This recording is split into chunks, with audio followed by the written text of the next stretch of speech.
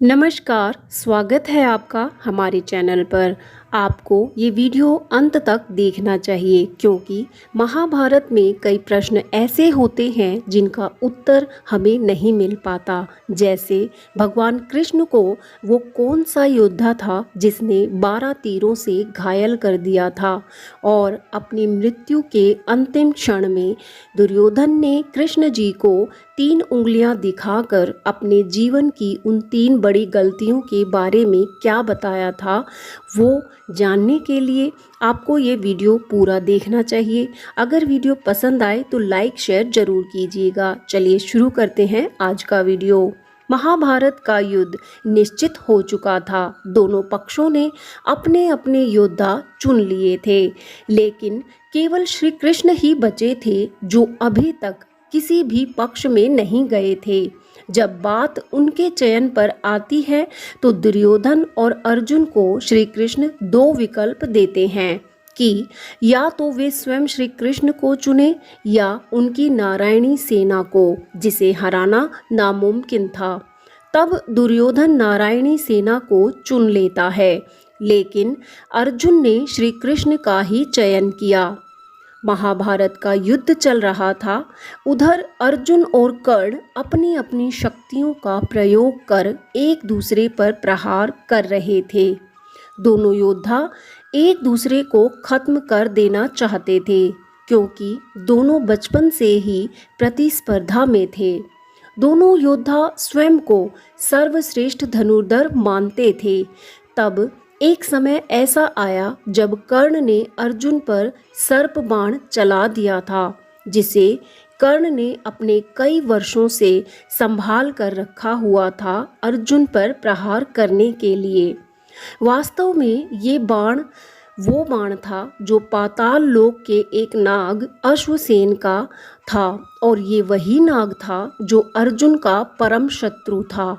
इसके पीछे भी एक बड़ा कारण था। अश्वसेन अर्जुन का शत्रु इसलिए बना क्योंकि जब खांडवप्रस्थ का निर्माण कर रहे थे तब अर्जुन ने उसके पूरे घर को उजाड़ दिया था और खांडवप्रस्थ में रह रहे सारे नागों को वो जगह छोड़कर वहां से जाना पड़ा था। अलग अलग ग्रंथों में अश्वसेन नाग को अलग अलग नाम दिए गए हैं। कई जगह इसी नाग को तक्षक नाम दिया गया है, क्योंकि अश्वसेन जानता था कि अर्जुन को केवल कर्ण ही हरा सकता है। इसलिए वह अवसर की तलाश में बैठा था कि कब कर्ण सर्प बाण का प्रयोग करे और कब मैं अर्जुन से अपना प्रतिशोध ले सकूं। अब कर्ण अपने बाण को चला देता है, जिस पर अश्वसेन पहले से ही विराजमान हो चुका था। लेकिन अर्जुन अश्वसेन को पहचान नहीं पाता है, लेकिन सारथी के रूप में बैठे श्री कृष्ण उस अश्वसेन नाग को तुरंत पहचान लेते हैं। और क्योंकि अर्जुन के प्राण संकट में थे तो श्री कृष्ण ने अपने पैरों से रथ को इतना दबाया कि रथ का पहिया जमीन में धंस गया। जैसे ही रथ जमीन में धंसता है तो अर्जुन भी डगमगा जाते हैं और नीचे की ओर होने के कारण सर्प बाण उसके मुकुट को छूकर ही निकल जाता है। इस तरह श्री कृष्ण ने अर्जुन को बचाया था। तब जैसे ही अर्जुन अपने रथ के पहिए को निकालने के लिए नीचे उतरते हैं, तभी कर्ण अवसर पाकर अर्जुन पर बाण चलाने लगता है। लेकिन श्री कृष्ण अर्जुन के प्राणों को बचाने की खातिर बीच में आ जाते हैं और 12 प्राणघातक बाण उनके शरीर में धंस जाते हैं। इस प्रकार सृष्टि के रक्षक श्री कृष्ण ने अर्जुन पर हुए प्राणघातक हमले को अपने ऊपर सहन किया था। तब श्री कृष्ण ने अर्जुन को बताया कि अश्वसेन तुम्हारे से शत्रुता निभाने हेतु कर्ण की सहायता कर रहा है। तब अर्जुन ने अपने 6 तीरों से अश्वसेन के टुकड़े टुकड़े कर दिए थे। अब धीरे धीरे जब युद्ध का अंतिम दिन था और भीम और दुर्योधन में गदा युद्ध हो रहा था, और उसी दौरान भीम दुर्योधन की जंघा पर प्रहार करके उसे लहूलुहान कर देते हैं, तब दुर्योधन युद्ध क्षेत्र में पड़ा तड़प रहा था और श्री कृष्ण उनके पास ही खड़े थे, लेकिन दुर्योधन अतः पीड़ा के कारण कुछ नहीं कह पा रहा था। दुर्योधन ने केवल अपनी 3 उंगलियां उठाकर श्री कृष्ण की ओर इशारा किया।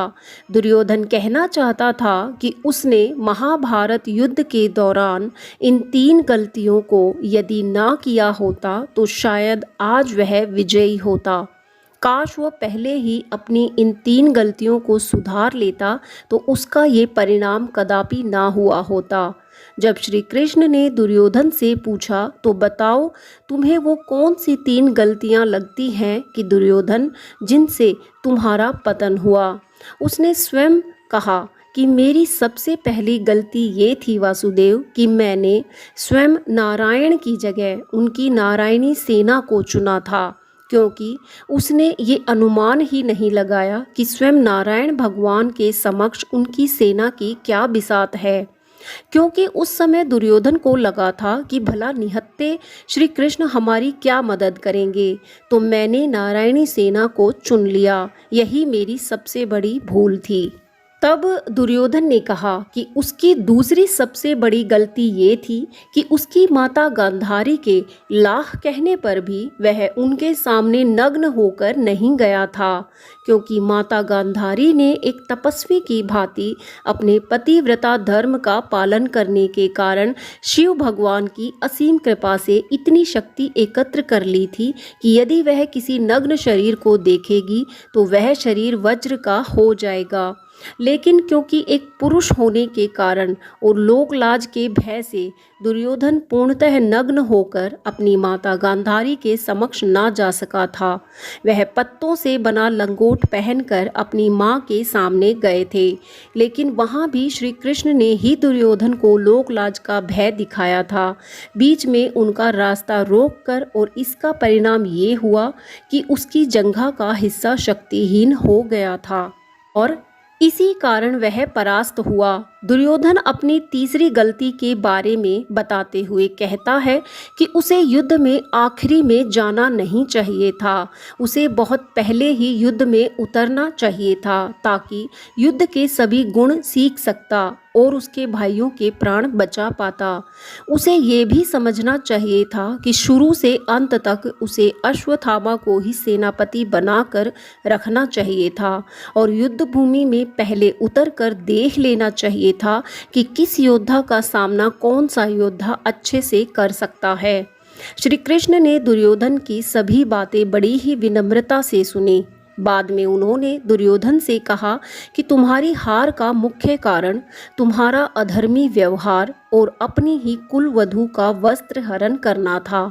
तुम हर समय पांडवों को नीचा दिखाते थे। तुम्हारी पराजय का कारण तुम्हारा अहंकार है। इस तरह हमेशा सही निर्णय लें और सोच समझकर ही अपना कोई कार्य करें। गलत निर्णय आपको परेशानी में डाल सकता है। कभी अहंकार ना पालें। ईश्वर ने सबको समान बनाया है। दूसरों का हक ना छीने, अन्यथा दुर्योधन की भांति ही अंत में हमें पछताना ही पड़ेगा। दुर्योधन ने भी नारायणी सेना की बजाय श्री कृष्ण को चुनकर सही निर्णय लिया होता तो शायद वो विजयी होता।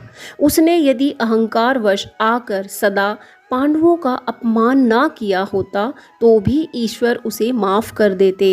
नारी का सम्मान करें, क्योंकि जहाँ नारी का सम्मान होता है वहाँ देवता निवास करते हैं। लेकिन दुर्योधन ने सम्मान तो दूर, उसके सम्मान को भरी सभा में छिन्न भिन्न करना चाहा तो भला उसको कैसे विजय प्राप्त होगी। उम्मीद है आपको ये छोटी सी कथा अच्छी लगी होगी। अगर हाँ तो वीडियो को लाइक शेयर जरूर करें और चैनल को सब्सक्राइब कर लीजिए।